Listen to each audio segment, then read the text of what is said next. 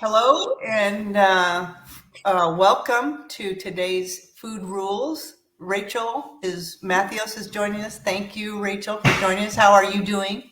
I'm great. It's a good day. The sun is out and it's going to be a great week. So I'm feeling Yeah. energized this week. Oh, that's awesome. I'm loving it. And I think it's this weekend that we spring ahead, isn't it? I don't know. Is Yeah, it? I think it is. Oh, shoot. Okay, here we go. Right. Yeah. So I'm totally stoked for more sunshine and getting out there. And, now's the time to get in that garden and amend the soil and get your compost in and put it in there and all that. Yeah. So I'm totally stoked. We have big plans for our garden. And I was actually, Rachel, I don't know if I've told you this, but I was thinking about, I've taken the first step doing some herbs in our backyard. We have a little bit of a, Sarah Harvey says, yes, Spring Ahead is on Sunday, 3/13. Yeah, so that's Saturday night, Sunday morning, right? Always puts us early for church or late for church this time. Late. Right? That's harder. The spring forward's harder because we're a little more tired. You got to plan ahead and get more sleep. Mm-hmm. That's right. You have to plan ahead. So, all right. So, I was thinking about doing some herbs in the backyard here, and I've taken the first step, but then I got to do the next step. So, yeah. I have to, this time of year, I actually have to put reminders in my phone on weekends to get into the garden because I'm into this. I'm in the winter mode of weekends or something else. And now I have to remember that the garden happens in stages. And every year I get caught off guard. And all of a sudden it's like, May. And I'm like, and I'm scrambling, So this year I'm starting in March and I'm trying to do it in stages, like you said. Good. My garden, my soil's amended. I've added all the compost. Now I need to think about seeds or starter plants. Which one am I going to do and do that? Yeah. And some things, need to be started indoors or in a greenhouse. Right. And there are some tubers. I mean, I'm doing, so of course, my vegetables and herbs, but then I'm also revamping my perennials. So anyway, that's beyond the scope of this discussion. But anyway, we're going to get our hands in the dirt. It's awesome. Yes. Which is good for your gut microbiome, by the way. That's exactly right. You can sometimes do it without your garden gloves. Right. Smell it. Mm-hmm. Yes. So I'm kind of noticing your eyes are bright. My eyes are like this. And I'm thinking, okay, what's my problem? Well, I have a confession to make. I went to bed late last night. Yeah. So I didn't really listen to my body when it was supposed to go to bed, and I stayed up later, and I'm paying for it today. So I'm not going to beat myself up, but I'm going to say, okay, this is data. When I don't listen to my body and what my body needs, there are some consequences that it's not unsurmountable or insurmountable. But I can tell that I didn't do what my body was asking me to do by going to bed. Yeah. And so how can I learn and grow from this? And that's the reason I'm saying all that, Rachel, is because, we're really trying to teach lifestyle. Yes. Right? And we're not saying we're perfect in it by all means. We are definitely learning, growing, and last night is definitely a reminder of, this is why I go to bed at 9:00 or whatever, 9:30, whatever it is. And because I have more energy to do what I need to do the next day. Sometimes it takes falling off the wagon a little bit to be reminded very quickly. And the key is not that you fell off the wagon. It's how quickly did you get back on? Right. How quickly are you resilient? Do you bounce right back? Right. That's what you want to do. Who cares that you fell off? Right. Jump back on. Right. Yeah. Quickly. Right. Well, fast. Right. Okay. 9:00 tonight. I promise. Right. I promise you. Promising myself. Yes. But yeah. All right. What is our topic this week? We are continuing our conversation. Michael Pollan's Food Rules. And Rachel, what chapter are we on? We are on chapter 41. I think this is a really interesting chapter. This is, I didn't see this one coming. Eat more like the French or the Japanese or the Italians or the Greeks. Yeah. Yeah. I have to just say I'm Dutch and I don't see that they want us. I'm a little upset about that, but admittedly, the Dutch do not have a great cuisine. They eat a lot of fish, they eat a lot of herring and things like that, but they're not really known for their food. So I'm going to give it a pass. Okay. Okay. Well, I've had some really yummy Dutch soups and things like that. So yeah, stews and soups, they're good at that. Yeah. Yeah. So, and he didn't say eat like the Americans. No. I'm sorry, but no. Because our diet is now known as the SAD diet, the standard American diet. Like our diet is now the example of what not to do. Mm-hmm. Yeah. Yeah. Right. Yeah. Right. And so his point about the traditional diets is that, if they weren't reasonably healthy, then these people groups wouldn't still be around. So, yeah. And he definitely makes the point that food has culture, food has ecology, food has economy behind it, or, and so I really appreciate that point. Yeah, he brings up the French paradox, which I'm sure so many people have heard of, right? The idea that, well, the French, they eat a ton of saturated fat, a ton of white flour, right? And the Italians, they drink a ton of wine, which alcohol is considered a carcinogen. Lots of foods are considered carcinogens. So how do they get away with this?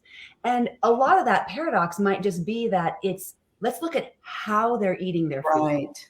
They're doing it leisurely, small portions. If you've ever had a French meal, you look at it and there's like 2 peas. The carrot's like, the size of my pinky. You get 2, and you're like, what? What is this? Very small portions, right? Eaten over time in a leisurely pattern. Right. They're not highly processed foods. Right. Like ding dongs and Twinkies and fried foods. And it's done a lot of times with communication and culture. Right. And treatment. So that's really probably more likely what's happening with these. Exactly. It is the way that they're eating. It's how they're eating, and they're eating in a very relaxed setting. They're not like gulping it down and moving to the next thing. Yeah. They're eating with people they love, and they're having great conversation, and they're eating very slowly and mindfully probably. And then also, in a relaxed way that they're really absorbing nutrients well. So yes. Yeah. And so I'm going to bring up a devil's advocate point here that I've had come up in our groups before. So at Oregon Weight and Wellness, we do group coaching. We have these group sessions that are often 3 months long. And in one of them, we go through the book called The Slowdown Diet by Mark David. Mark David? Is that right? Mark David. Yes. And he talks about this very thing about slowing down, eating more mindfully, digesting, and being aware of the cues that your body is sending you. And every cohort, someone will bring up the idea, well, okay, so does that mean that I can eat processed food, but if I eat it slowly and I appreciate it and let it absorb, that'll be healthy and okay? Yeah. Okay, what's the response to that? Right. Good. Well, I would say that your body, if you're eating things feeling relaxed, grateful, not guilty, if you're relaxed and you're and not like rushed and feeling guilty and beating yourself up about eating this, whatever, even if it's processed food, you will do better with that. Now, I'm going to also say, along with that, is that food is information. Food is information. And when we eat certain things, we're telling our bodies to respond certain ways. So even though it might be a better, I might have better digestion of that food, it's still going to have some consequences in that there's an even better way. So yeah. Right. Yeah. Yes. I think, as we discuss these types of answers, because in group coaching, that's the idea is what does everybody think? What are some of the ideas around this? And Yeah. while you may digest it better and feel better about it, Yeah. the reality is you will have information that then you're faced with. Ooh, Right. my body doesn't actually feel good, or it made me more tired, or I'm still hungry because I didn't get any nourishment, like true vitamins and minerals. Yes. And generally speaking, if we're eating that way on a regular basis, not just that one-off where we chose this, treat, it's very hard to get away from the guilt. We should, and we want to try to do that. But typically when we're not eating well, we know we're not eating well, and there's something inherently connected to it that we can't escape. Our bodies are kind of calling out, like you said, they're kind of calling out for better and more. Yeah. Yeah. It's an interesting topic though, that idea. And I've been thinking a lot about this, about eating, having, so we're talking about food rules, right? Versus I can eat whatever I want. I don't want to limit myself, kind of a thing. So kind of different mindsets. And I think I can understand both mindsets, but having some guidelines, some boundaries, some rules, maybe it's the why behind it. It's why. It's the motivation. I'm not doing it out of self-deprecation or restriction or because I gotta lose all this weight. I'm choosing this way. I'm eating real food because I feel better when I eat real food, not because I can't eat whatever I want. I can eat whatever I want. Yeah.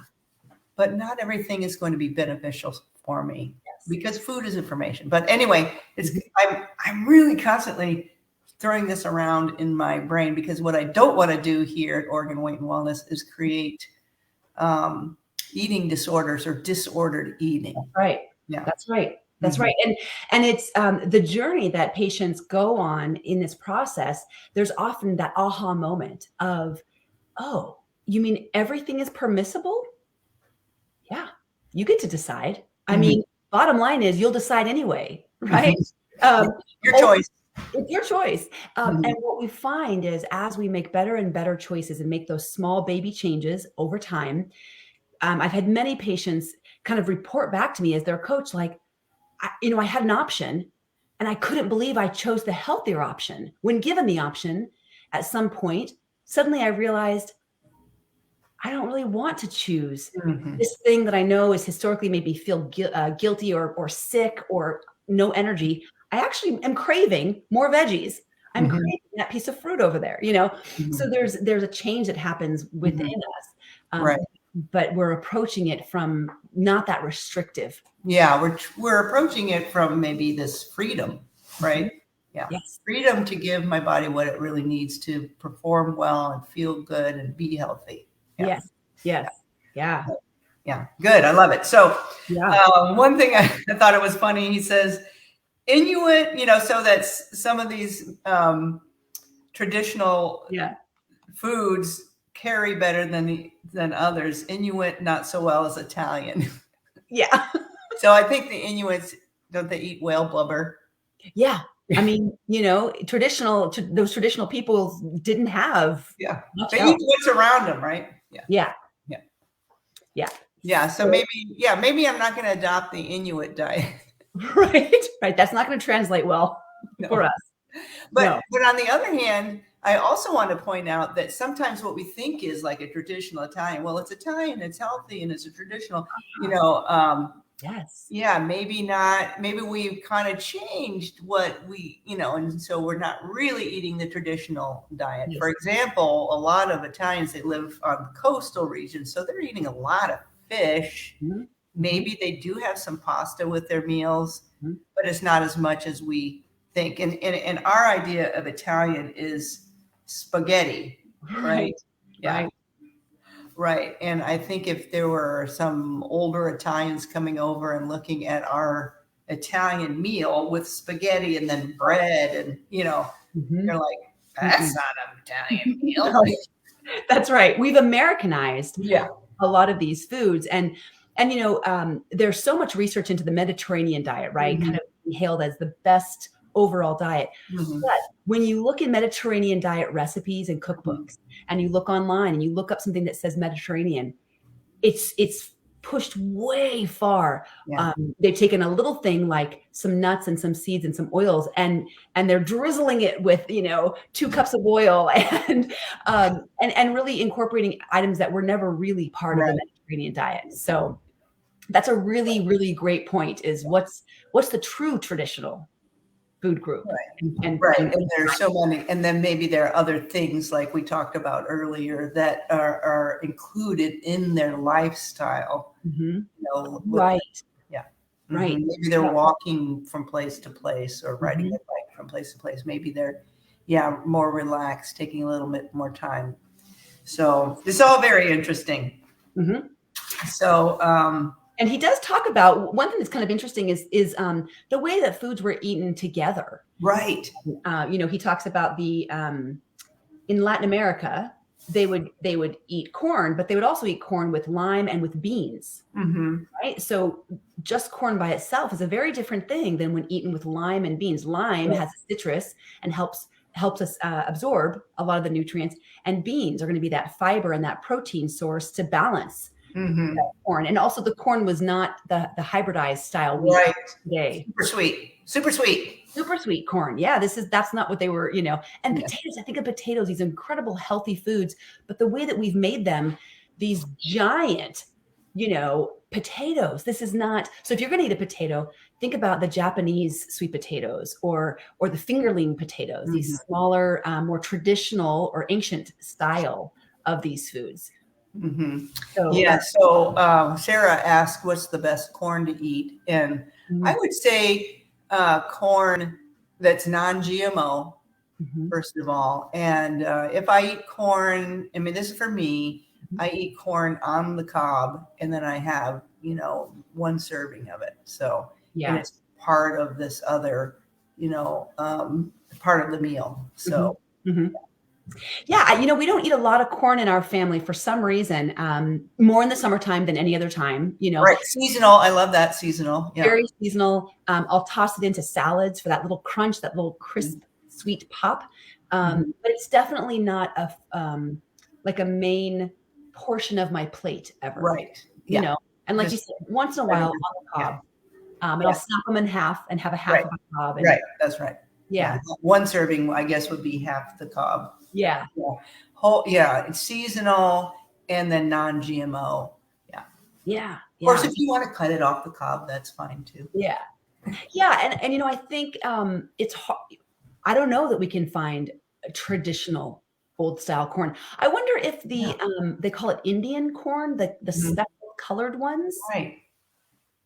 That might be something to look into for us because it is colored. So anytime I think of adding a new color to something, I think, well, there's more phytochemicals, there's more stuff going on there. It's purple and orange and right.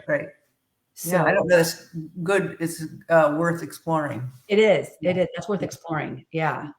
One thing I wanted to add really quick, I just thought of that is important to note out about these culture groups and the way that they eat, like the French paradox. There's a lot of foods in our diet that are not necessarily bad for us, but that are inflammatory and can be considered carcinogenic. But what we find about foods like this is that when eaten along with, kind of like the beans and the corn, when eaten along with anti-inflammatory foods like berries and things, they mitigate the risks. So while alcohol is considered a cancer-causing agent, and certainly when drink in excess, for people groups who are drinking a portion, along with these anti-inflammatory foods and rich in polyphenols and vegetables and fruits and things like that, you're offsetting, right? You're offsetting some of the harm that can be done with foods, and like barbecue foods can have carcinogenic, elements.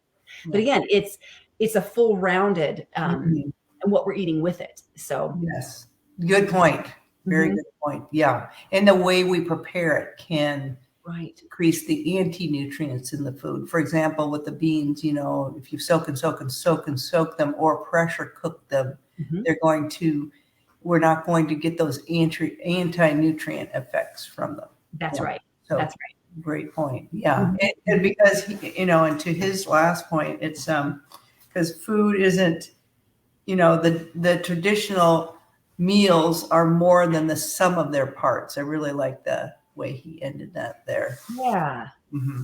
Yeah. Mm-hmm. Yeah. And looking at, We don't eat things in a vacuum. that's right. Don't just eat corn. I mean, hopefully, we're eating this meal. We're eating it with people. We're eating it sitting at a table. These are all the things that we are endeavoring to teach as far as healthier habits. Mm-hmm. Yeah, which and it's just so much more than counting calories or calories in, calories out. It is. It is. And that, they call that reductionism in nutrition, and is being, thinking about the one element, the one thing, right? The protein or the carbohydrate or the calorie. And it's all of those things. Yes, but it's all together, and there's so many parts of it. So that's exciting. That I think what is people love about learning at Oregon Weight and Wellness and being part of our groups is that this is bigger than anybody's ever really. Mm-hmm. We're learning and we're teaching. Right. Okay. Well, having said all that, Rachel, tell us what you're making for dinner. Okay. So along the lines of what you said earlier, I'm not perfect. And so I don't have plans for dinner. I have no idea what's for dinner. Okay. I know there'll be a salad. My husband went and got a bunch of fresh vegetables and fruits and things. So I know I'll be making a big salad for the week. But what goes with that, I have no idea. Mm-hmm. So, okay. Well, that's fair. Yeah, that's fair. Yeah, you're being honest about it. So that's awesome. And I'm going to pull gosh, I'm so tired card. But this is our life, right? Yes. Sometimes we just don't have the mental edge or bandwidth or the energy bandwidth to chop a bunch of vegetables. So I'm going to eat the leftovers that I made on Saturday. I went up and made beautiful chicken soup for my daughter who had her wisdom teeth out. I mean, I think I made enough for an army. I should have brought some of that home. But anyway, and then I came home and made a meal for some friends. So we had dinner for 8. So I have leftovers from that meal. And I've talked about this before. This is our shawarma, which I might teach how to make for our first teaching kitchen. Have we come up with a name for our we need a name. Yeah, we need a name. Help us with a name. Yes. So, and I'm going to do that from my kitchen this Friday. I think at 3:00. So exciting. That is so now you're doing this live on. I do it live streaming. Okay. Yeah. And I'll invite somebody, I don't know. And Rachel, you're going to be joining me for some of these things. So it won't just be me because I'm boring by myself, but it'll be so fun to have. We'll be doing this together. Yeah. We'll be doing it together. It'll be so fun. And we'll introduce you to other of our team members. And we'll take suggestions from you about show me how to make this, or I have 10 minutes, how do I get something going? Yeah, something like that. So, and then we're going to, the other thing is we're going to be streaming live from maybe different of our team members' houses to say, hey, what's in your pantry? And, and tell, what do you stock up with for those times where you don't have a plan? And so you've got a fallback, you've got a go-to, you've got a plan B. If you don't have a plan A, you always have a plan B. Always have to have a plan B. Yeah. Something. So, yeah. So, but we need a name before Friday. For our cooking class. Yeah. Our cooking. We'll have to think about that. Something witty. Yes. Maybe like an acronym or something like that. So Okay. All right. We'll put it out there for all right. Yeah. Well, thanks so much, Rachel, for this great conversation. And until Friday. I won't be with you cooking, but I'll be watching you. Okay. Okay. All right. Feedback. I'll need a lot of good feedback. Feedback. Okay. Okay, so Friday right. at 1. No, you said Friday at 3. 3 o'clock. Friday at 3 o'clock. Okay. Okay. All right. We'll talk to you Bye, later. I better go get ready. Go get prepared. Okay. Bye.